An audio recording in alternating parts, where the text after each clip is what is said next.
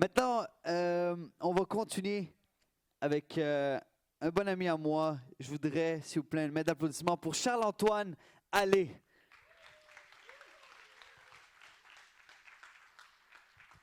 Bonjour à tous, avez-vous encore de l'énergie? Ça sonne pas assez convaincant pour moi. Je veux de la conviction. Vous n'allez pas arriver devant des parents d'un de vos tutorés et puis ils vous demandent comment s'est passée la session. Non, correct.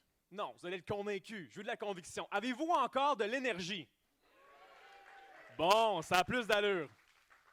En parlant de conviction, la conviction, en fait, va être un des sujets prédominants de mon intervention aujourd'hui. En fait, sous-divisé en deux thèmes. Premièrement, comment être convaincu et pourquoi. Et deuxièmement, comment être convaincant et également pourquoi. Par contre, avant de rentrer dans le vif du sujet, je tiens à me présenter. Donc, mon nom est Charles-Antoine Allais.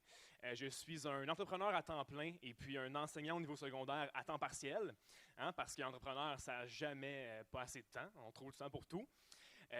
Et puis, moi-même, j'ai fondé une entreprise du nom de Apprends et Entreprends qui se spécialise dans le développement de ressources pédagogiques ludiques en entrepreneuriat éducatif ainsi qu'en pédagogie entrepreneuriale. Vous avez dans vos livrets un cahier, en fait, si je peux l'appeler comme ça, qui se prénomme la pédagogie entrepreneuriale. À l'intérieur de celui-ci, vous allez trouver 16 prolégomènes qui avancent un tout formel, qui en fait vous prépare pour enseigner de manière entrepreneuriale. Je n'aborderai pas tous les points aujourd'hui parce que le temps ne me le permet tout simplement pas. On serait ici pour 3 ou 4 heures, mais je vous invite à aller le regarder à tête reposée par la suite. Je tiens également à faire une petite parenthèse avant de me lancer dans le vif du sujet.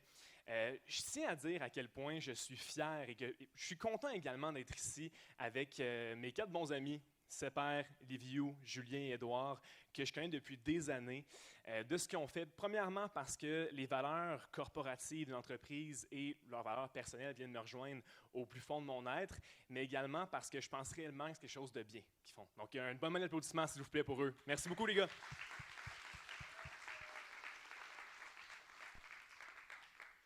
Donc, pourquoi est-ce que je suis ici? Je l'ai dit, j'ai parlé du sujet de mon intervention, pardon. Par contre, mes objectifs sont lesquels? Premièrement, je veux vous aider à trouver votre place au sein de l'Académie du succès. Donc, avec la culture entreprise, une culture intrapreneuriale, je veux vous aider à trouver votre endroit et votre mandat individuel. Et deuxièmement, je veux vous sortir de votre zone de confort. Je veux vous faire bouger et je veux vous rendre convaincant. Commençons avec la première partie. Comment devenir convaincu? Et pourquoi convaincu? Parce qu'il faut être certain que ce qu'on fait, d'un, ça fait une différence, mais de deux, que c'est en ligne avec nos ambitions personnelles. Donc, dans un premier temps, je vais aborder la culture entreprise et plus particulièrement la culture intrapreneuriale, pour ceux qui savent c'est quoi. Donc, je vais aborder également la résolution de problèmes et la démarche entrepreneuriale. On s'entend tous pour dire qu'un cours de mathématiques, c'est assez simple. On commence avec une problématique, avec des variables qu'on vient tirer, qu'on vient analyser, qu'on vient manipuler, pour ensuite venir appliquer un protocole de formules mathématiques, une démarche préétablie qui est, on va dire, universelle. Et la finalité, donc la réponse, est la même dans la plupart des cas. Par contre, en entrepreneuriat et en pédagogie entrepreneuriale, c'est tout le contraire. On commence, au lieu de commencer avec une problématique, on commence avec une finalité, un objectif. Par exemple, vous voulez une compagnie de vêtements. Je veux une compagnie de vêtements puis avoir un contrat avec Simons. Super, bel objectif. Maintenant, trouvez comment vous y rendre. Trouvez les premières étapes à faire. Si on le regarde concrètement, on peut le voir comme un labyrinthe. Une démarche mathématique, on commencerait avec les différents vecteurs. Donc, on a le chemin A, B, C, D. Le A, c'est un Éden, ça ne marche pas. Le B, non plus, ça ne marche pas. Le C, ça fonctionne, on se rend jusqu'à la fin. Mais l'entrepreneur et l'enseignant qui va utiliser l'entrepreneuriat au sein de cette intervention va prendre du recul face au labyrinthe. Il va le tourner, il va l'analyser pour finalement réaliser que si je commence par la fin, j'ai pas mal plus de chances de me rendre au début. Donc, on commence par la fin et on vient établir nos étapes, étape par étape, en faisant du reverse engineering, comme on dit. Et puis, où votre rôle prend tout son sens, c'est dans cette démarche-là. Cette démarche qui est à rebours. Parce que vous avez votre mot à dire. J'ai demandé à Sepper tantôt, Sepper, c'est quoi le mandat de l'Académie du succès? Quelle est votre finalité en tant qu'entreprise? Il m'a répondu à la chose suivante. Il m'a dit, Charles-Antoine, ce qu'on veut faire, c'est simple. On veut définir le tutorat de demain. Certains me diront que c'est vague. Certains me diront que c'est révolutionnaire. Je serais d'accord avec vous. Okay?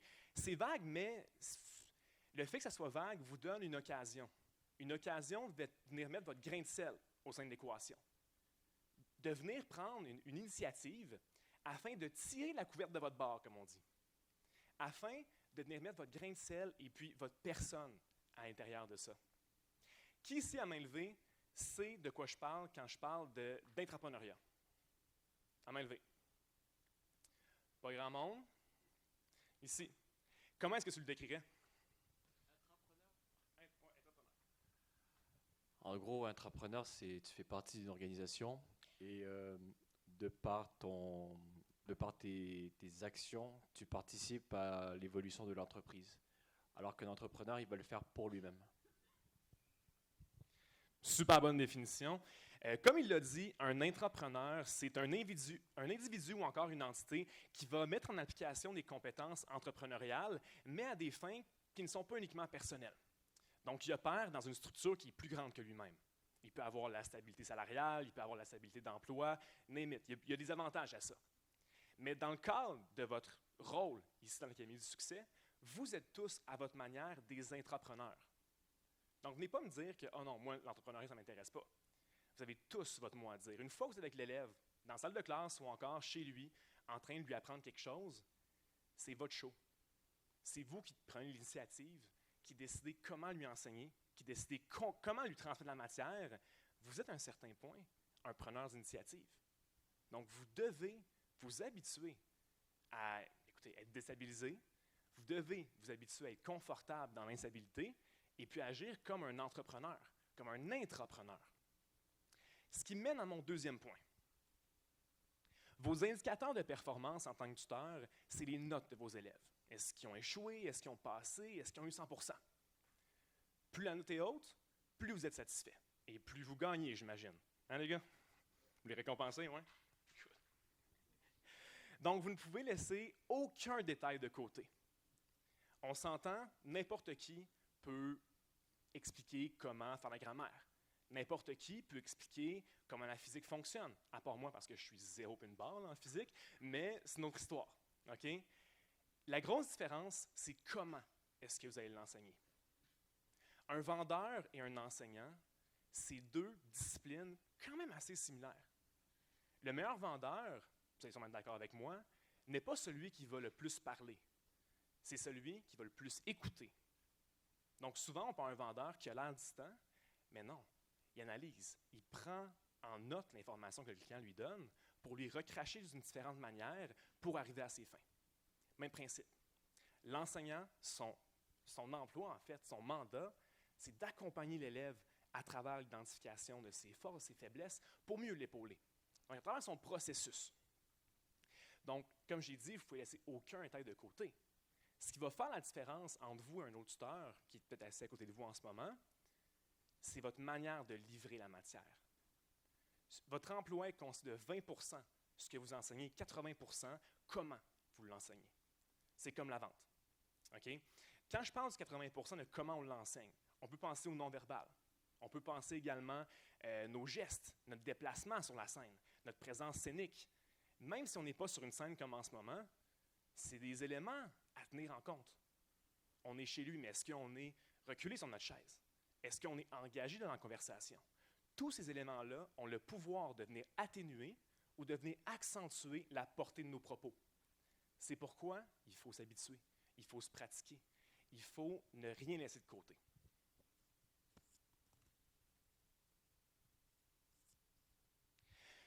J'ai d'ailleurs préparé un exercice pour vous ce soir, parce que je veux vous voir à l'œuvre, je veux vous sortir de vos zones de confort, comme je viens de le dire, et puis je veux vous faire pratiquer ce 80%-là.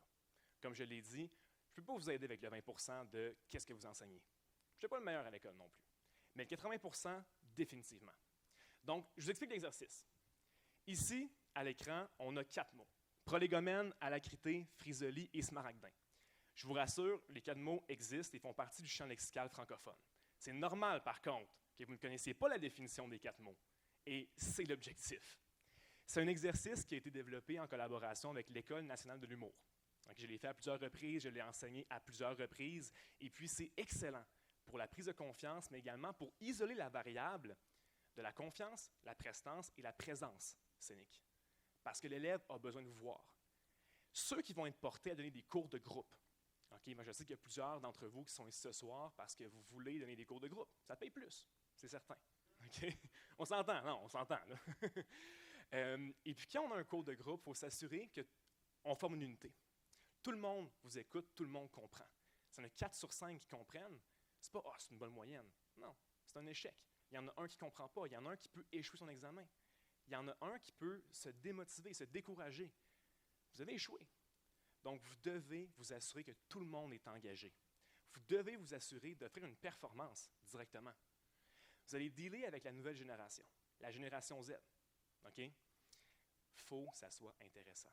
Il faut que ça soit distrayant. C'est un fait. Donc, je veux vous mettre en action. L'exercice est le suivant. Je vais vous donner un petit 5 minutes pour prendre la feuille vierge dans votre petit feuillet et puis inventer une histoire de toute pièce par rapport à un des 4 mots. Donc, inventez-moi une définition, inventez-moi une histoire, n'importe quoi. Si pour vous, un frisoli, c'est un nouveau vaccin pour vaincre le cancer, super. Je ne vous dirai pas les vraies définitions. À vous d'aller regarder après ça dans le dictionnaire ou dans le petit Larousse, qu'est-ce que ça veut dire. Mais je vais vous prendre 5 minutes pour déterminer une histoire. Fiez-vous sur des faits historiques, sur des dates, sur des personnes importantes. Utilisez ces faits comme des béquilles. Après ça, je vais inviter quelques volontaires, des chanceux, à venir me rejoindre sur scène afin, en 1 à 2 minutes, de venir nous raconter, nous convaincre de ce que vous dites, c'est la vérité. Donc oui, je vous demande de me mentir à un certain point. Mais par la suite, avec le restant du public, on va identifier ensemble les points de stress, les points d'inconstance, les points où, en fait, ça paraît que la personne n'est pas à l'aise. Par exemple, est-ce que c'est la gesticulation? C'est exagéré. Est-ce que c'est le déplacement? On recule du public. Est-ce qu'on a peur? On va venir identifier ces petits points-là du non-verbal qui pourraient vous affecter dans une salle de classe ou encore avec un étudiant. Parce que, comme je l'ai dit, aucun détail peut être laissé de côté. Donc, choisissez un mot, vous le mettez en équipe, ça ne me dérange pas. Un gros 5 minutes, écrivez-vous un petit texte, quoi que ce soit, puis on va en prendre au hasard. N'oubliez pas que je suis un enseignant, fait que je n'ai retenu si vous venez pas. All right, un gros 5 minutes. En fait, ça me tente de faire un petit cadeau pour commencer. Pas vous obliger de briser la glace. Je demandais à ses pairs de venir, puis d'improviser. Il parlait, là, il se promenait. Viens t'en ses pairs. Montre-nous comment tu fais ça. OK, c'est bon. OK. Prolégone, alacrité, frisoli, smaragdin. OK, c'est bon. 2 secondes. Prolégomène, difficile à articuler, hein? Prolégomène, alacrité, frisoli et smaragdin. OK. C'est bon.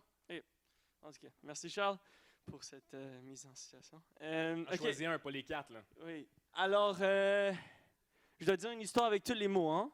Non, tu en choisis un, tu me donnes une définition, tu crées un environnement autour. Par exemple, un prolégomène, c'est un vaccin pour vaincre le cancer. C'est George Washington qui l'a inventé en 1934. OK, c'est bon. Alors, bonjour tout le monde. Aujourd'hui, je vais vous décrire le mot smaragdin. Alors, smaragdin, c'est un mot très, très péjoratif de sens. Pourquoi? Parce que c'est dans les temps de 1860, un monsieur qui s'appelait George Looney, il parlait à son ami et juste comme ça, soudainement, il a dit « David Smaragdin ». Et là, David a dit « Quoi? Je ne connais pas ce mot ». Mais George a dit « Oui, tu es un smaragdin ». Et depuis ce jour, à travers les années, les jours en jours passent, David et George Looney, ensemble, ils disaient smaragdin. Un peu comme moi et mes partenaires, on a un peu un mot qu'on partage en nous. C'est un vrai mot, on s'appelle pigeon entre nous. Mais vous savez, c'est un peu comme dans le sens de smaragdin. Alors, lui, il a commencé à dire smaragdin, lui a dit smaragdin, mais là, lui allait voir son ami, il a dit smaragdin. Alors, vous savez, ça allait créer un cercle de smaragdin. En fait, et je viens de réaliser, je n'avais pas dit la définition. Alors, smaragdin, c'est un mot qui dit un peu que tu es stupide, mais d'une façon plus polie.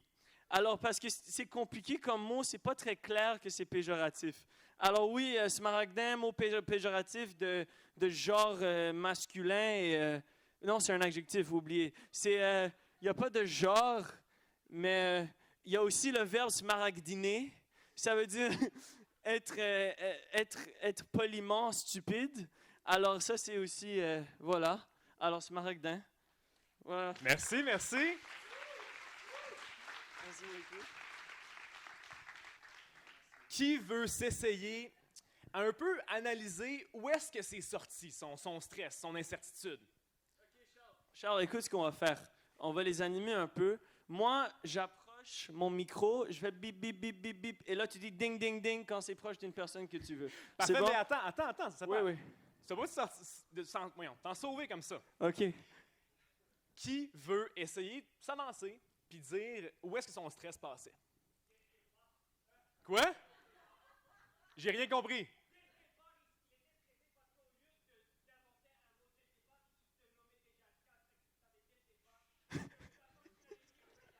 Ouais, la répétition, il achetait du temps. Non, mais c'est vrai, c'est vrai. Très bien. Quelque chose d'autre? Attendez, j'amène Oui. le micro. Qui veut parler? Voilà, OK. Son rire nerveux et le fait qu'il n'arrêtait pas d'avancer et de reculer. Oui, exactement. Les déplacements, c'est un point que je voulais faire à la fin, que je vais faire tout de Merci suite. beaucoup. C'est certain. Les déplacements sont une preuve un peu de... tu sais, on gauche territoire. On est incertain, on est stressé. C'est normal, on bouge. OK? Oui. Moi, quand je fais des appels téléphoniques qui sont stressants, je marche. Oui, moi aussi. OK? Je cours un 4 km. Là. C'est quelque chose. Sépare a fait la même chose, mais d'avant-arrière. Et avant-arrière, c'est pas réalisé. assez... Pour l'auditoire, c'est certain que ça va venir atténuer ce que tu dis. Ta portée va être moins poussée. Pourquoi? Parce que le champ de vision change. Tu viens te rapprocher, tu recules. T'approches, tu recules. Tu dis quelque chose d'important en reculant, automatiquement, ça enlève l'importance. Si jamais vous savez que vous devez marcher, bouger, gesticuler en avançant des propos ou encore en enseignant, super. Mais faites-le latéralement. Faites-le tranquillement, en regardant le public de gauche à droite. OK, quelqu'un d'autre, dans le fond.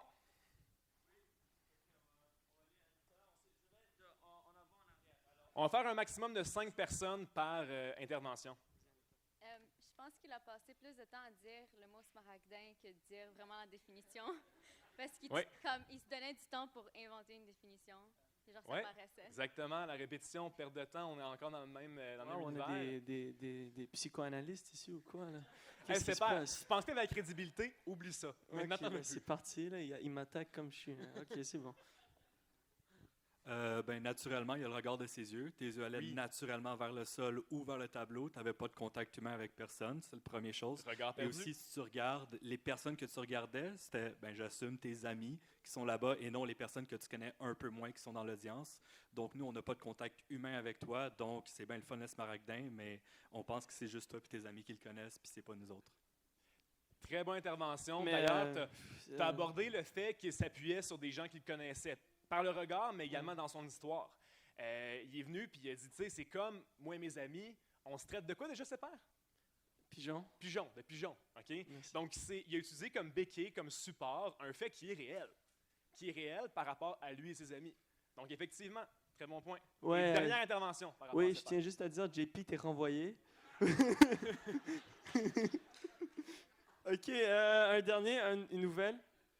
Oui? Oh, désolé, je t'ai complètement manqué. Comparé à la tonalité puis la rapidité normale de ta voix, c'était beaucoup, beaucoup plus vite. Puis tous les mots, le plus vite que tu parlais, c'était pour vraiment faire une phrase au lieu de penser avant. Très bon point, effectivement. La rapidité des mots, le changement de vigueur, de rapidité dans le ton, ouais. Fait que c'est peur, Oui. on veut quelqu'un d'autre sur scène. Puis en Oh, passant, je tiens à non, vous dire- rassurez-vous, c'est Charles qui décide. Moi, je vais... Sepper a beaucoup de charisme, il est quand même habitué là, d'être sur scène. Fait que Oui. je ne demande pas de faire aussi bien. là. OK, Charles, on va commencer de en avant à en arrière. Alors, comme j'ai dit, je fais bip, bip, bip, bip, bip, et tu me fais un ding, ding, ding. Ça marche? OK, c'est bon, ça marche. OK. Let's go. Bip. Bip, bip, bip, bip, bip, bip, bip, bip, ding, ding, ding, ding, ding. À vous la scène. Non, venez-vous-en.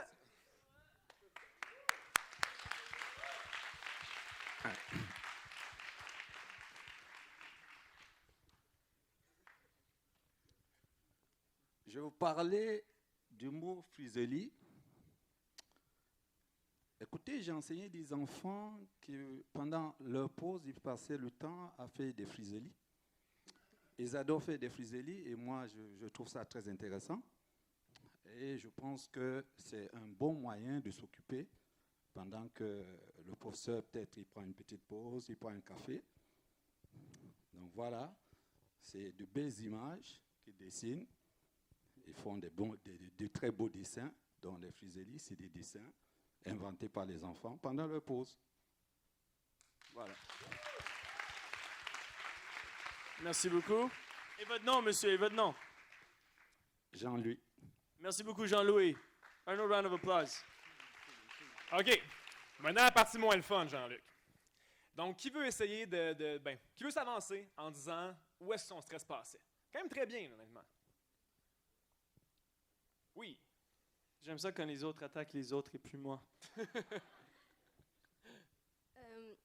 Son stress était canalisé dans ses poches.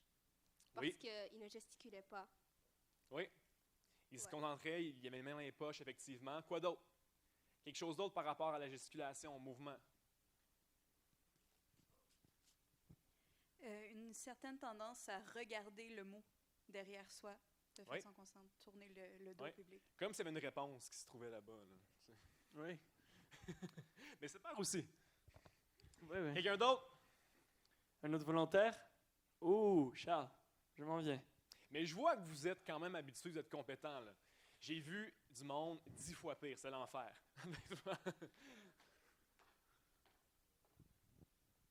Il cherchait vraiment ces mots-là, il parlait vraiment comme un politicien, puis ça voulait pas vraiment dire grand-chose. Comme il Oui. répétait des histoires qui menaient à rien, en fait, puis qui consistaient pas en la définition Beaucoup du de mot. qualificatifs, d'adjectifs sur le mot, mais jamais de définition concrète, à part à la fin. C'est ça. Exact. Puis là, à un moment donné, il a dit « Ah, les enfants faisaient des dessins. Ah, ouais, en fait, ça va être ça, ma définition. Ça va être des enfants qui font des C'est dessins. » ça. Alors que, bon, ça sortait un peu de Exactement. Puis ça, les enfants, vos étudiants vont le remarquer. Soyez honnête, vous ne savez pas la réponse, dites-le.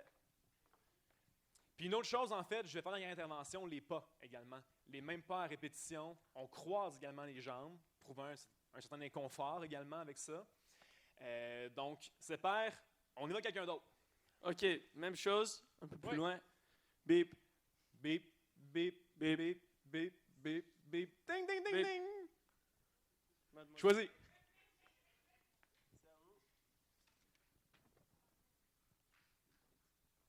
On applaudit.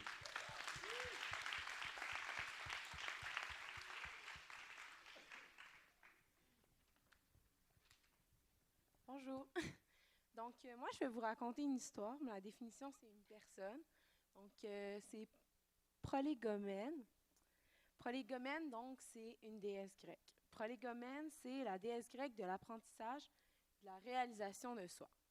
Donc, elle est responsable de guider tous les petits villageois, même dans les villages les plus lointains, vers le rite de passage vers l'âge adulte. Donc, elle les accompagne dans ce périple-là. Voilà.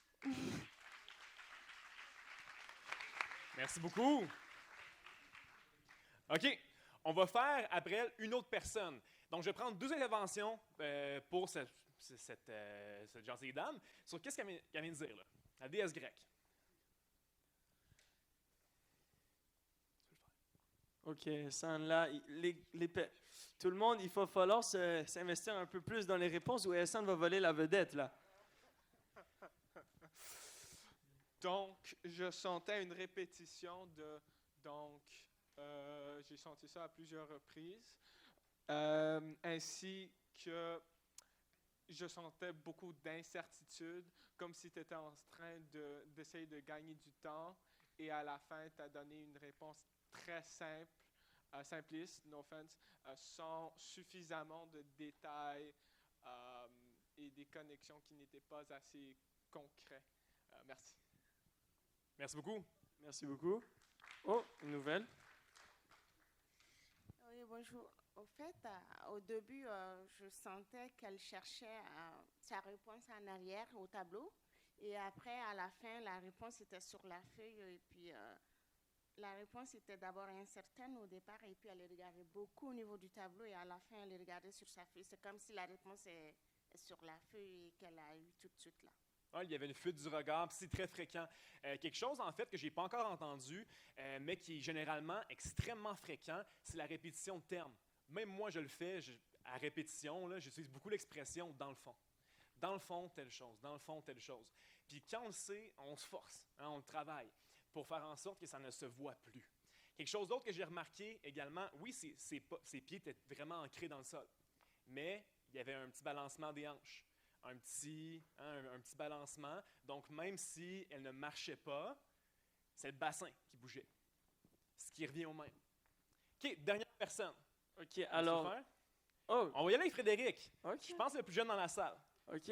Un main d'applaudissement pour Frédéric. Faut être courageux.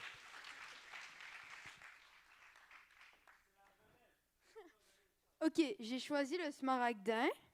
Le smaragdin est un médicament qui permet de guérir contre les brûlures, inventé il y a 3 ans, en 2016, mais qui n'a pas été mis sur le marché car il pouvait causer de l'urticaire. Merci beaucoup. Et qui l'a inventé? Je sais pas. Je t'ai pris, là? Jean-Luc Labolduc. De quelle origine, lui? Québécois. OK, c'est bon. Donc, oui, monsieur ici. Oui, vas-y. C'est parce que vous avez parlé de bouger le bassin et de, genre, marcher. C'est parce que si, genre, en même temps, si on reste en place et on bouge pas, c'est aussi, genre, vraiment suspect, exactement.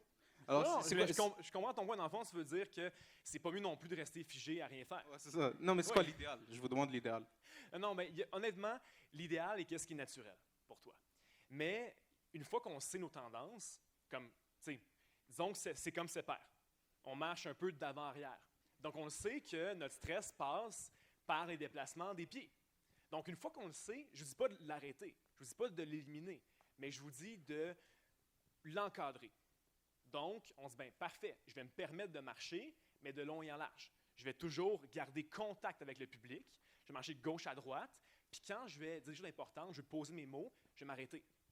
Et là, je vais continuer. Je vais marcher. Et là, je vais poser un mot, je finis ma phrase. J'arrête. Donc, c'est juste de prendre conscience de quelles sont nos tendances, de qu'est-ce qu'on est porté à faire, pour pouvoir mieux les contrôler. Je dis pas, effectivement, rien faire, c'est vraiment socially awkward. Mais il faut le condenser. Il faut essayer de le mettre dans une cage. Okay? Donc, où est-ce que le stress passait chez Frédéric? Soyez pas très rough sur lui, c'est un petit enfant et je veux pas qu'il pleure non plus. Ah, mais il était bon. Madame Larchon, oui? Moi, je voulais juste le féliciter parce que je pense qu'à son âge, jamais je me serais permise de parler en public comme ça, alors que pourtant, j'étais pas spécialement timide. Bravo. Et je voulais aussi vous faire remarquer qu'il y avait un climat très chaleureux et peut-être que si ça avait été à l'école avec un cadre rigide, tu te serais peut-être pas permis de prendre la parole, mais dans tous les cas, bravo. C'est pour ça que vous êtes une orthopédagogue, je le vois maintenant. Parenthèse, Édouard, là, qui s'apprête à faire une intervention, c'est le frère de Frédéric. Ça paraît pas, mais son frère. Go! Bon, ben, je remercie vraiment Mme Larson pour ce bon commentaire. Par contre, Frédéric, c'est mon frère, donc je ne vais pas être aussi gentil. Donc, Frédéric, c'était très bien ce que tu faisais. Par contre, tu parlais très vite. Donc, j'avais l'impression que tu essayais de fuir la vérité là, dans ce que tu disais. Merci pour ce commentaire assez direct, Edouard. Oui, c'était pas très gentil. C'est au contraire ce que j'ai dit. Là, mais c'est Frédéric, correct. en fait, ce que j'ai remarqué, il a fait exactement ce que je venais d'évoquer. La répétition de mots. Son mot valise, c'est le tu sais, la répétition de cette même syllabe over and over pour combler un peu des silences, des malaises, pour ne pas permettre au auditoire de penser, même si on le sait qu'il le fait. Donc, moi, c'est ce que j'ai remarqué, mais honnêtement, wow! Pour ton âge, là, c'était vraiment impressionnant. Encore une petite main d'applaudissement. Est-ce que quelqu'un veut faire un dernier commentaire par rapport à Frédéric? Oui, madame, dans le fond. Anita, je m'en viens. Donc, il a vraiment bien parlé, mais j'allais juste dire qu'on dirait que c'était un peu comme un oral, parce qu'il était resté tout droit, puis comme il n'utilise pas trop ses mains, il ne bougeait pas trop, donc on dirait plus un oral, mais il a très bien parlé. Oui.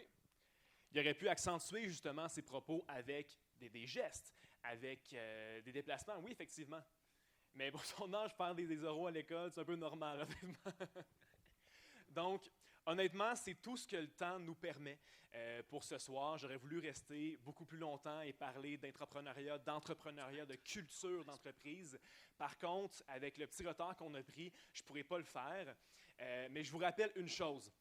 Il y a un gars dans l'Académie du succès qui s'appelle Julien Pomerleau. Et puis lui, il est là pour ça, pour les initiatives. Oui, juste en avant, là. Pour les initiatives, pour les projets, pour les gens d'entre vous qui sont passionnés, qui sont dynamiques et qui auraient des idées pour venir faciliter leur emploi.